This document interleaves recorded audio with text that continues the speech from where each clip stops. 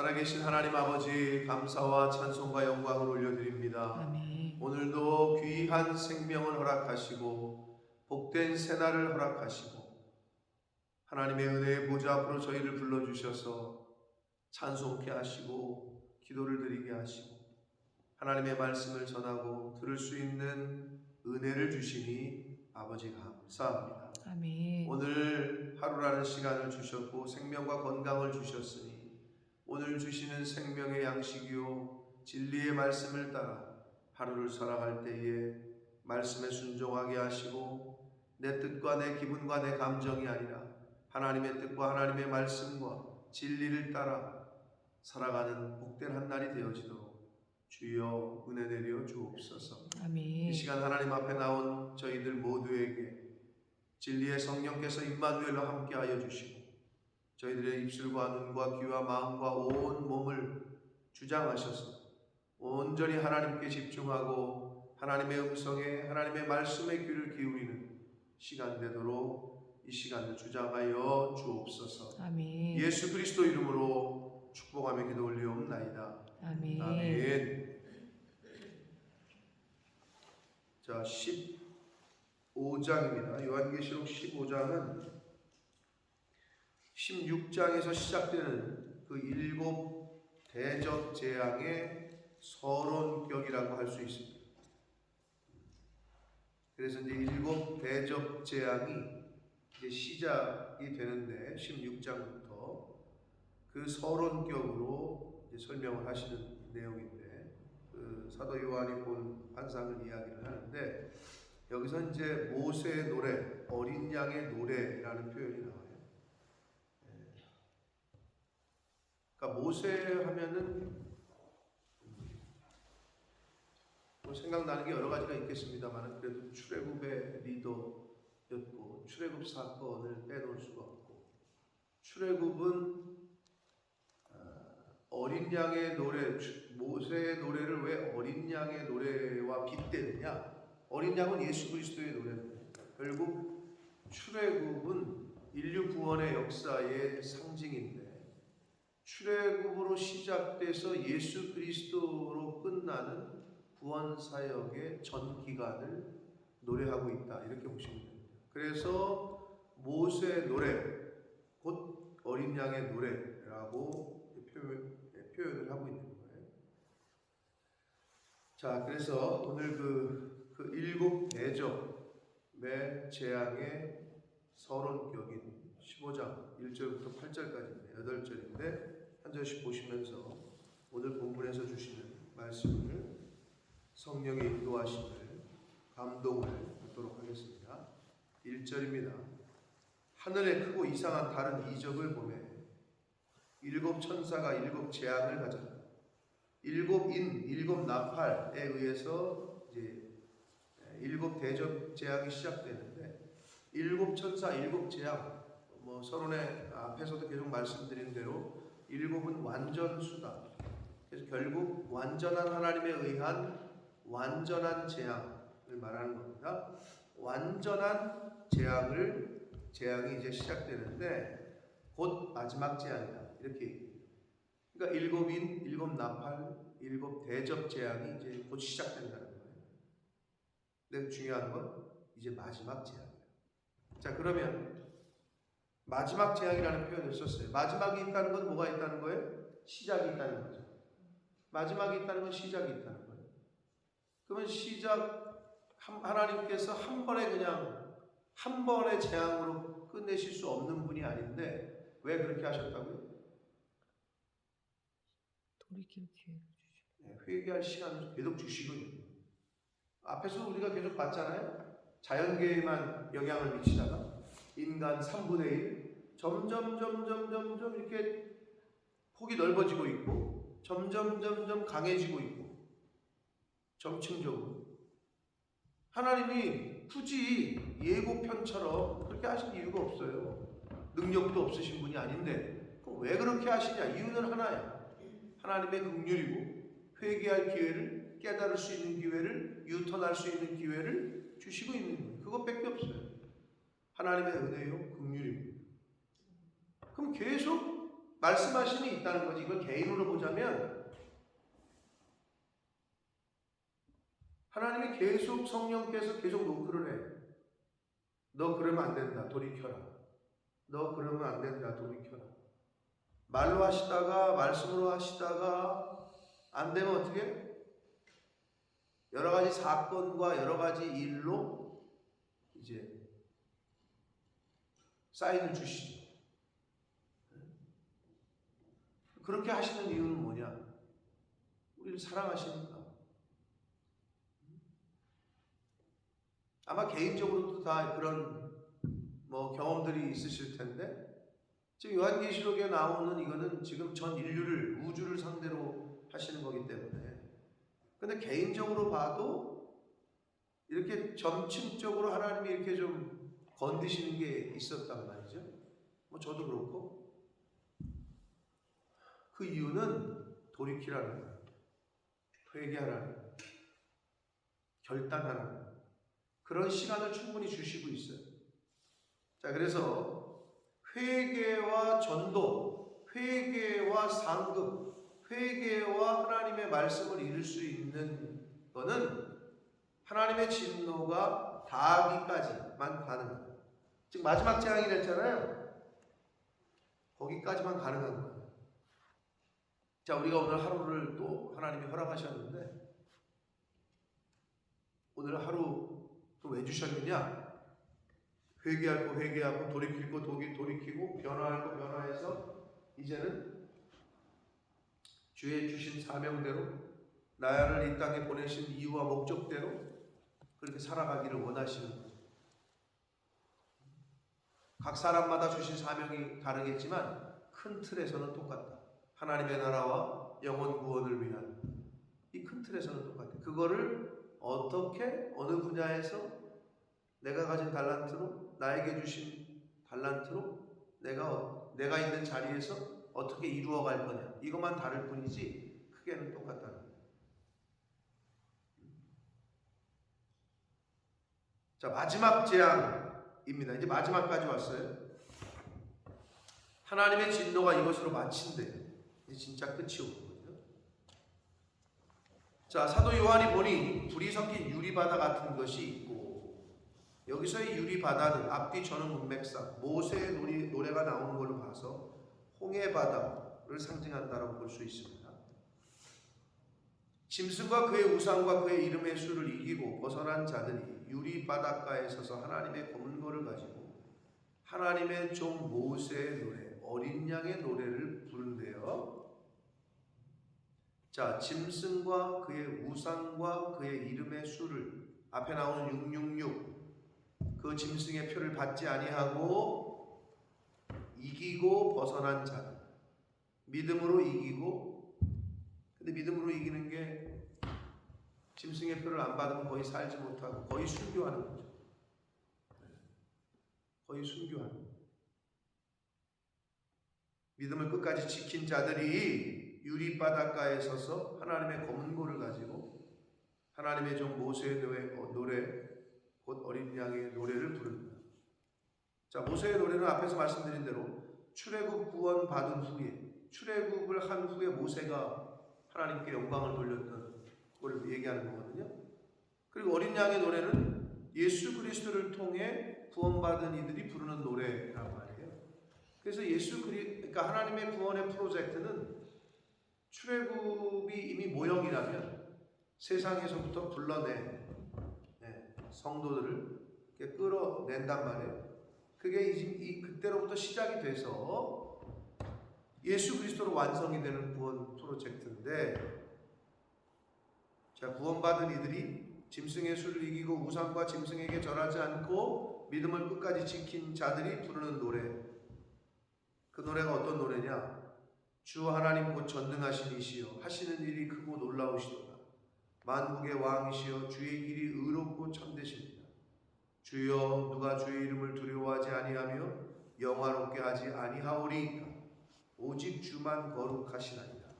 주의 의로우신 일이 나타났음에 만국이 와서 주께 경배하리이다라고 지금 노래를 하고 있다는 건데, 자, 짐승과 그의 우상과 그의 이름의 수를 이기고 벗어난 자들, 마지막까지 믿음을 지킨 자들이 부르는 노래. 근데 여기서 누가 주의 이름을 두려워하지 아니하고 영화롭게 하지 아니하고 결국은 이들 짐승의 수를 이기고 믿음을 끝까지 지킨 자들은 어떤 자들이냐? 주의 이름을 두려워하는 자들이었어요. 즉 하나님을 경외하는 자들이에요. 인간의 본분이 뭐라고요? 사람의 본분? 하나님을 경외하고 사람의 본분, 사람이신데 사람의 본분을 모르네. 사람에게 본분이 있잖아요. 전도서에 말씀하신 하나님을 경외하고 그 말고 기억이 안 나요? 주의 계명을 지키는 거라고요. 그게 사람의 본분이라고요. 그러니까 내가 사람의 본분을 다하고 있는지 못하는지 그게 인간의 본분이야. 근데 인간의 본분을 다하지 못하는 거죠. 모르니까 사람들은, 세상 사람들은 자식이 자식의 본분을 다하고 부모가 부모의 본분을 다하고 아내가 아내의 본분을 다하고 남편이 남편으로서의 본분을 다하고 목사가 목사로서 성도가 성도로서 그 본분을 다할 때 그 공동체나 그 가정은 화목하고 행복합니다. 그러나 본분을 다하지 않을 때 각자의 자리에서 그런 문제가 생깁니다. 똑같아요. 사람은 사람으로서의 본분을 다해야 해요. 여기서도 누가 주의 이름을 두려워하지 않아요. 이 구원받고 믿음을 지킨 사람들은 주의 이름, 즉 하나님을 경외하는 사람들이었고 하나님께 영광을 돌리고 하나님의 이름을 영화롭게 하는 자들입니다. 누가 주의 이름을 영화롭게 하지 아니하오리까? 영화롭게 했다는 거예요. 이들은 믿음을 지킨 자.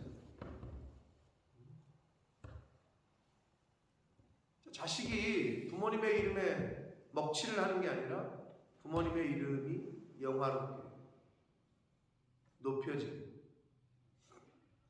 성도가 하나님의 이름이 높임을 받으시게 하는 것. 어찌 보면 당연한 거죠. 본분이지. 근데 그걸 다하지 못할 때 주의 이름을 망령되게 일컫게 하고 오히려 교회를 욕되게 하고 늘 제가 비유를 들어 말씀드리잖아요. 우리나라 사람들이 늘 묻는 게 뭐냐? 내가 잘못했는데 꼭 너 네 집 자식이요? 이걸 물어. 잘못한 건 난데 너 누구 아들이지? 그걸 꼭 따지고 들어가요. 근데 그럴 수밖에 없는 거예요. 네 집 자식이요? 이렇게 묻는단 말이에요. 우리는 하나님의 자식이요. 하나님 나라의 백성이요. 교회의 구성원이요. 그럼 우리가 잘못하면 어떻게 돼요? 하나님이 욕을 먹는 거지. 아버지가 욕을 먹듯이. 교회가 욕을 먹고. 하나님을 영화롭게 하기는커녕 하나님의 이름에 먹칠을 하게 되는 거죠. 자, 그래서 모세의 노래 그리고 어린 양의 노래 두 번에 받은 기쁨을 하나님께 찬양하고 노래를 할 수 있는 사람들은 하나님을 경외하는 자들 그리고 하나님을 영화롭게 하는 자입니다. 성가대가 누가 쓸 수 있느냐? 아니 직장에서 맨날 욕이나 먹고 직장에서 아주 그냥 사회 평판적으로도 그냥 그런 사람들이 성가대 서봐요. 아니 제가 저기서 노래를 해? 라고 당연히 사람들이 그럴 거요. 손가락질하고. 아니 엊그저께 나와가지고 그렇게 나한테 와가지고 살기 든든하게 그냥 돈 내놓으라고 해도 저 사람이 저기서 찬양을 하고 앉았네. 여러분 이거 쉬운 게 아니에요. 앞에 쓴다는 거.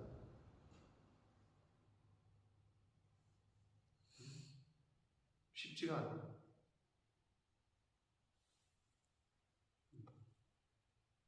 우리가 하나님을 두렵고 떨리는 마음으로 경외하는 삶을 살고 하나님의 나라를 위해서 주의 이름을 위해서 영화롭게 하는 삶을 살 때에 찬양도 할 수 있는 한 우물에서 단물과 쓴물을 낼 수 있어요? 그렇지 못하다고 말씀하시죠. 이게 좋은 나무인지 나쁜 나무인지는 열매를 보고 안다고 그러시죠. 주일날 교회 와서는 목사요, 사모요, 장로요, 성도인데 일주일 동안에 밖에 나가서 사회생활할 때는 그냥 부장이요, 집사, 과장이요, 상무요. 그런데 아주 악랄하고 악독하다 이런 소리를 듣는다. 이중적인 거예요. 신앙 따로 생활 따로, 믿음 따로 생활 따로, 교회에서 따로. 그래서 누가 그러잖아요. 저기 서서 설교하는 목사가 내 남편, 저기서 설교하는 목사 저 사람이 내 남편이었으면 좋겠다. 뭐 이런 비슷한 얘기를 한다는데 목사들도 똑같아요. 무슨 말이냐? 목사건 성도건 하나님의 말씀에 피동되는 지배를 받고 산다는 게 너무 어려워요.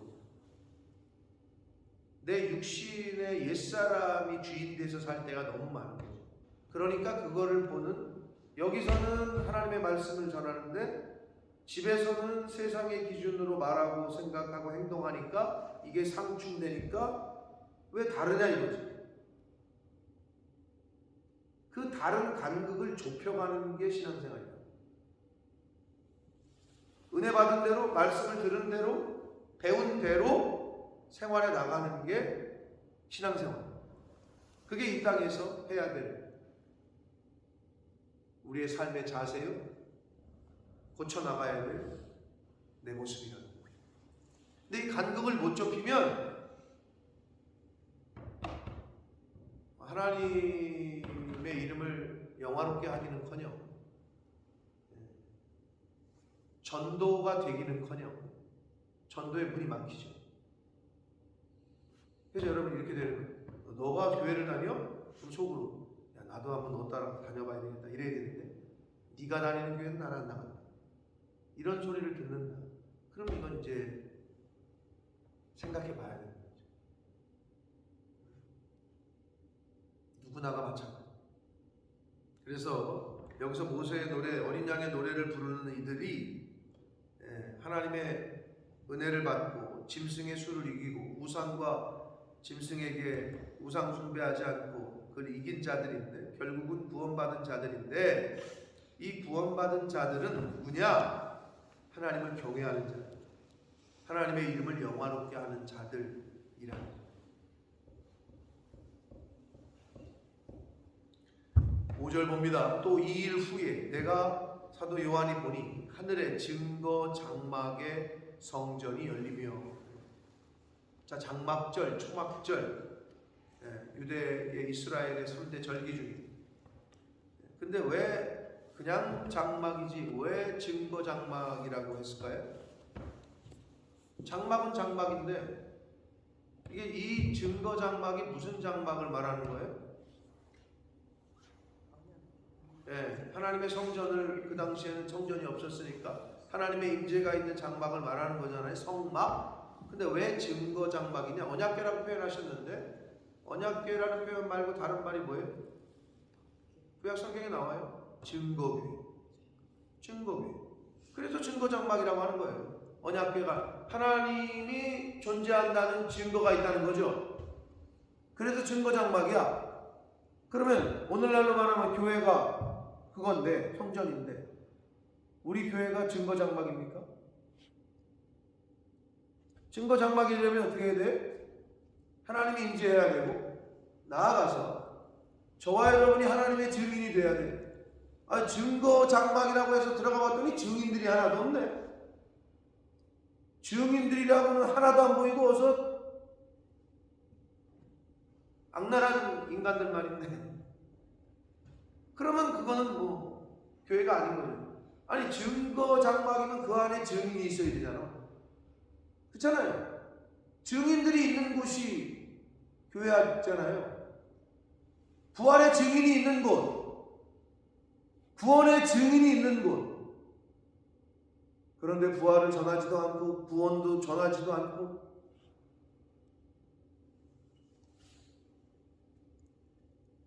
저와 여러분의 교회, 우리가 섬기는 이 교회가 지금 내가 증인이 돼야 이 교회가 증인이 있는 교회가 돼요. 자, 왜 증거 장막이라고요? 하나님의 언약궤. 거기 뭐가 들었어요? 십자가 두 돌판과 또 뭐가 들었죠? 만나, 하늘에서 내린 만나. 또 뭐가 있죠? 쌍난 지팡이. 그럼 지팡이와 만나는 뭐예요?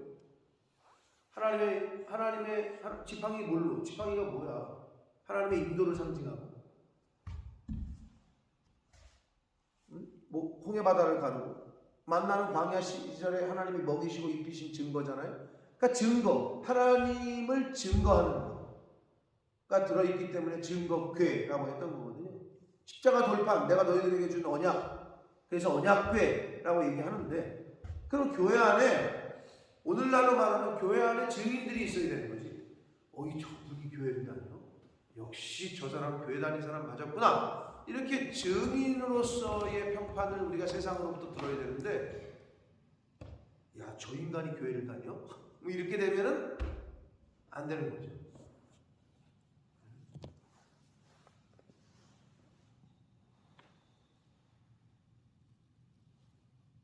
여러분, 윤리와 도덕은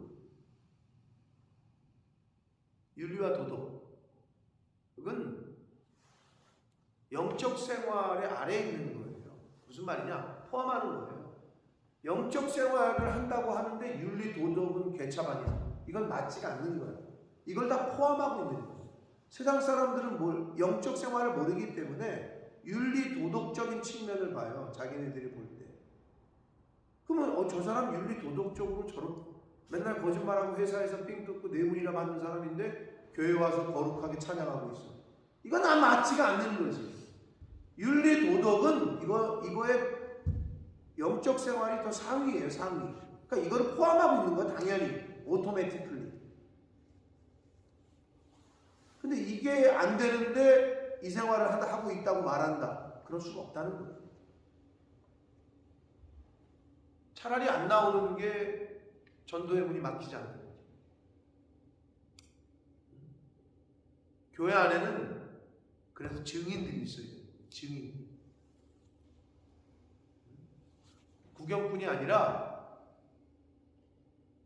장사꾼이 아니라 예수 그리스도의 증인들이 있어야 돼요. 증거의 장막이니까. 저와 여러분이 그렇게 예수 그리스도의 증인이요 구원의 증인으로서의 모습으로 신앙생활을 하는 저와 여러분 되시길 축복합니다. 아멘. 증거 장막이라고 부릅니다. 증거가 있다는 거죠, 그 안에. 증거 장막에 성전이 열리며 7 재앙을 가진 7 천사가 성전으로부터, 어저께도 제가 말씀드렸어요. 성전으로부터, 제단으로부터 하나님의 심판은 하나님으로부터 시작되는 거예요. 나와서 맑고 빛난 세마포 옷을 입고 가슴에 금띠를 띠었다. 맑고 빛난 세마포 옷을 입고 가슴에 금띠를 띠었다. 요한계시록 1장 13절을 보시면, 넘기셔서 앞에서 1장 13절을 보시면 예수 그리스도의 형체를 본 거를 현현하신 예수 그리스도의 면모를 기록하기를 13절 보면 촛대 사이에 인자 같은 이, 즉 예수 그리스도가 발에 끌리는 옷을 입고 가슴에 금띠를 띠었다. 예수 그리스도와 같은 비슷한 묘사를 하고 있어요. 그러니까 하나님께로부터 명령을 받은 이 7 천사가 구별된 맑고 빛난 세마포 옷을 입고 가슴에 금띠를 띠고, 구별된 천사들이죠. 명령을 받은 띠고, 4 생물 중에 하나가 영원토록 살아계신 하나님의 진노를 가득히 담은 금대접. 하나님의 진노를 가득히 담은 금 대접 7을 그 7 천사들에게 주었대요. 자, 7 대접이 이제 나와요. 그러면서 16장으로 이어지는데 이제 그 마지막 재앙인 7 대접 재앙이 시작이 됩니다. 그래서 그거를 그 7 천사들에게 주어요. 하나님의 최종 재앙이죠. 마지막 재앙을 수행하는 7 천사가 뭐를 입고 있었다고요? 구별된 옷들. 꼭 예수 그리스도의 그 면모를 연상시키는 빛나고 고운 세마포를 입고 금띠를 띠고 하나님의 전신갑주 중에 띠를 두르는 건 뭐죠? 진리의 허리띠 뭐죠? 자, 여기서 우리가 중요하게 생각할 수 있는 거 깨달아야 될 건 뭐냐? 하나님의 마지막 명령을 받은 구별된 7 천사들이니까 어떻게 해요? 굉장히 중요한 일을 수행하죠. 여러분 같으면 여러분이 회사의 사장이고 회장이면 어떤 중요한 프로젝트를 아무나한테 맡기겠어요? 그렇진 않죠. 구별된 7 천사들의 면모를 보니 금띠를 띠고 구별된 맑고 빛난 세마포옷을 입은 천사들이야. 뭘 얘기하느냐? 마지막 컴플리션을 하는 굉장히 중요한 임무를 이 사람들에게 맡겼어요. 그럼 오늘날 하나님께서 무슨 중요한 임무를 누구에게 맡기고 싶어? 맑고 빛난 세마포옷을 입고 금띠를 띄운 그걸 입을 만한 자들에게 시키는 거예요. 어떤 중요한 프로젝트를 목사가 누구한테 부탁해? 아무한테나 부탁해야겠어요? 이 사람한테 부탁했다가 이거 큰일 나겠다. 그러면 뭐야? 맑고 빛난 세마포를 입고 금띠를 띠고 있는 사람, 진리대로 사는 사람, 구별된 사람, 성도들의 옳은 행실이라. 빛나고 고운 세마포는 옳은 행실, 말씀대로 사는 사람, 그 사람에게 마지막 핵심적인 프로젝트를 맡기는 거예요. 여러분, 왜 천국이 침노하는 자일 것이에요? 아유, 나는 뭐 그런 거 안 맡아도 돼. 그냥 저 뒤에 앉아있다가 그냥 떨어지는 부스러기나 먹고 그냥 나는 그렇게 신앙생활 할래. 그러면 어쩔 수 없어. 제단으로 나오셔야 된다니까. 뒷자리가 아니라 앞자리로 나오셔야 된다니까. 침노하셔야 된다니까. 귀 있는 자는 들을지어다. 그거를 그렇게 사모하고 원하는 사람. 아니, 왜 이 마지막 재앙을 앞에서 그런 얘기가 없었어? 7 나팔 부는 천사들은 그냥 천사지. 여기서는 이 7 대접을 받는 천사를 이 면모를 설명을 해. 굳이 맑고 빛나고 고운 세마포를 입었고 금띠를 띤 천사들이야. 이 천사들 중에도 차별이 있네. 여러분, 어쩔 수가 없는 거예요. 제가 하나님이라도 이 말씀 묵상하면서 마지막 재앙의 이 임무를 누구에게 맡길까?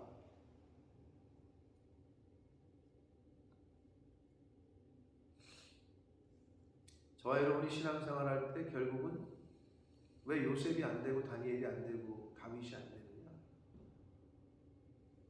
내가 준비가 그렇게 되고 금띠를 띠고 진리의 허리띠를 띠고 성도들의 옳은 행실, 빛나고 고운 세마포를 덧입어가고 그렇게 해야 얘한테 맡겨야 되겠구나. 이거는 이 정도는 얘한테 맡겨도 아무도 하나님 앞에서 정결하게, 정직하게, 순결하게, 거룩하게 행할 수 있겠구나. 당연한 거 아니겠습니까? 그러니까 이 천사, 7 천사가 좀 구별된 천사들인 거죠. 하나님 앞에서 이렇게 마지막 때에 쓰임받는 저와 여러분 되시길 축복합니다. 아멘. 야, 누구에게 맡길게? 누가 나를 위해서 갈고? 그런 표현이 구약에도 나오는데 이 7 천사가 그래도 좀 특별했나 봐요. 그러니까 천사가 나오는데 맑고 빛난 세마포 옷을 입고 가슴에 금띠를 띄었죠. 그래서 마지막 재앙을 하나님의 재앙 구원 프로젝트 심판 프로젝트의 컴플리션을 이 사람들한테 맡기는 거예요. 이 천사들에게. 자, 근데 또 하나, 자 8절 먼저 보고 하나님의 영광과 능력으로 말미암아 성전의 연기가 가득 차며 일곱 천사의 일곱 재앙이 마치기까지는 성전에 능히 들어갈 자가 없더라라고 말씀합니다. 자, 근데 여기서 자 마지막 재앙이 금 대접이잖아요. 금 대접 재앙인데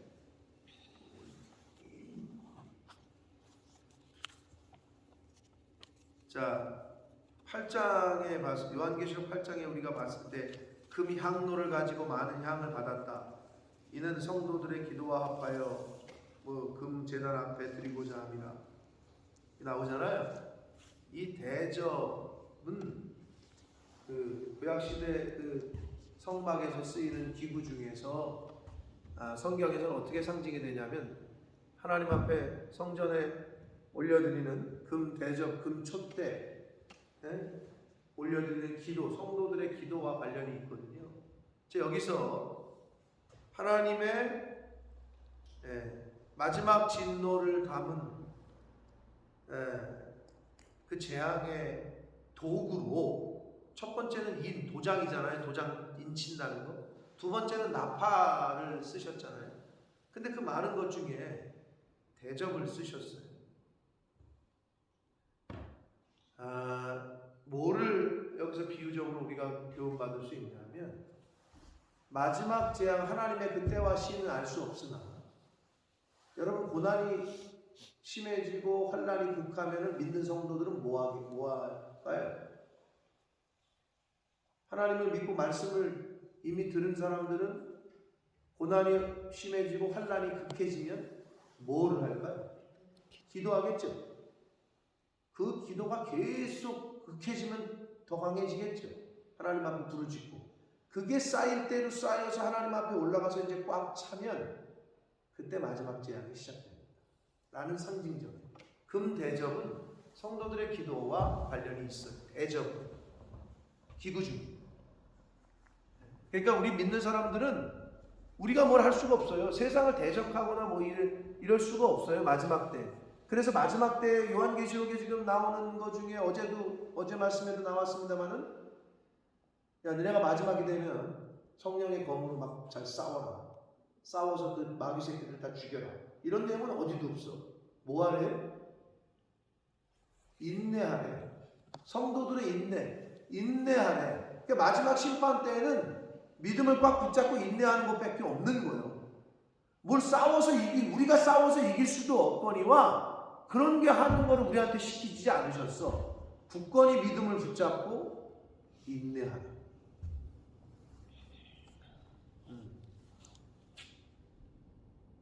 환란이 오잖아요. 성경의 요한계시록에 예언하신 환란의 때가 이제 우리가 그때를 지금 살고 있다고 얘기하고 있고 중앙 한복판에 있다고 하는데 하나님의 환란의 그 상징적인 7년 대환란 7년이라는 건 7자는 완전한 대환란 뭐 이렇게 우리가 말할 수 있는데 지금 그때는 우리가 살고 있어요. 사실은 지금 살고 있는데 이때 우리에게 필요한 거는 믿음을 붙잡고 믿음을 붙잡는 데는 믿음은 어디서 오지? 하나님의 말씀에서 오잖아요. 그러니까 말씀을 붙잡는다는 의미죠. 말씀을 붙잡고 인내하는 적극적이고 능동적인 수동적인 게 아니에요. 말씀을 이루어 가려고 할 때 꼭 인내가 필요해요. 사랑을 실천해 보려고 하세요. 돈 들어가죠. 시간 들어가죠. 내 육체 들어가죠. 섬겨야 되죠. 네? 복음 전하려고 해보세요. 어제지 금요일 애들 불러다가 8명 삼겹살 구워 먹으러 바빠 힘들어. 그거 한번 할래. 그럼 이제 애들이 오니까 오라 그러면 다 와. 아직까지도 여기는.